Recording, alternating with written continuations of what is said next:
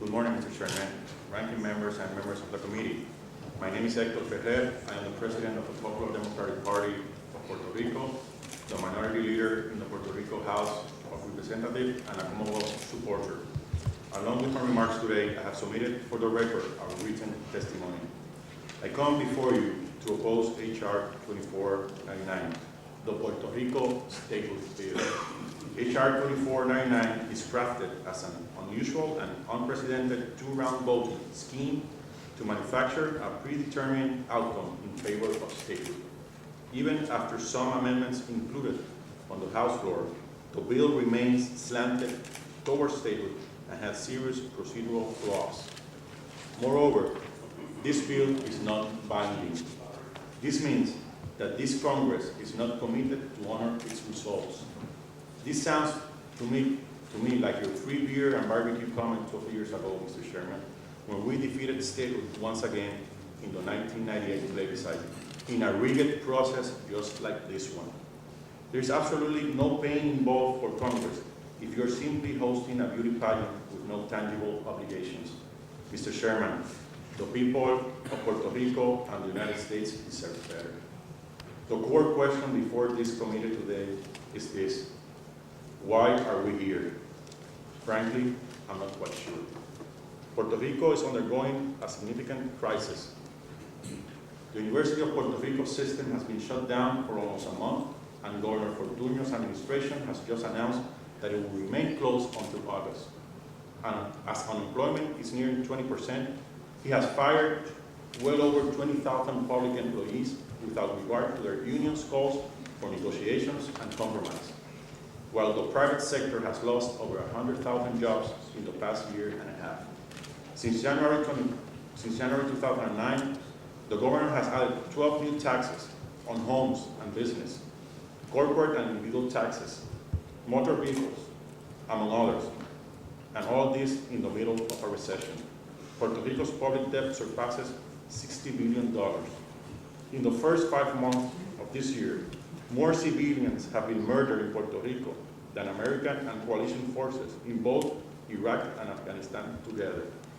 With all these pressing matters at hand, the governor and his party are again playing up the status issue and forcing us to participate once more in this three-ring circus that comes to town every couple of years. For what? To discuss a non-binding plebiscite? Again, the people of Puerto Rico and the United States deserve better. In fact, the legislature of Puerto Rico is currently holding hearings on a locally authorized non-binding plebiscite just like this one. If this is happening, why are we wasting your time here today? To that effect, I'm submitting for the record Senate Bill 1407 and House Bill 2497 for the committee's consideration.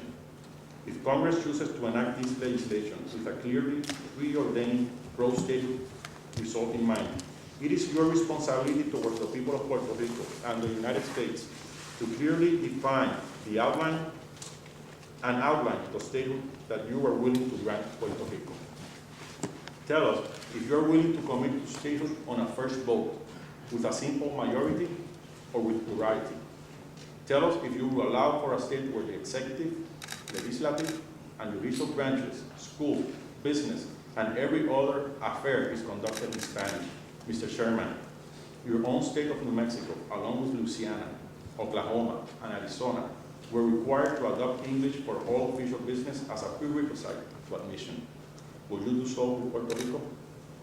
Tell us, is under statehood, Puerto Rico will still receive the rum tax cover over, and tell us how U.S. companies with significant investment and operations in Puerto Rico will be treated. Tell us if you're willing to admit a state without sufficient economic resources to support its own government, let alone its share of the federal budget. Explain if the route to statehood requires first becoming an incorporated territory with the burden of federal taxes and the end of our Olympic Committee.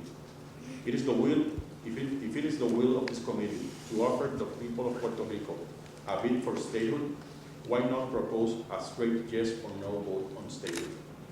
As you can tell, there are more questions to be made to Congress than answers to be demanded from the people of Puerto Rico.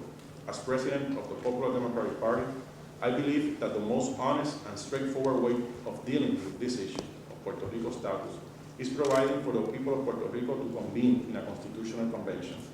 This much fair process has been supported by the Popular Democratic Party for years and was actually introduced as a Senate bill by Senator Kennedy, Menendez, Byrd, and Lott in the 109th Congress. H.R. 2499 is not a process of self-determination.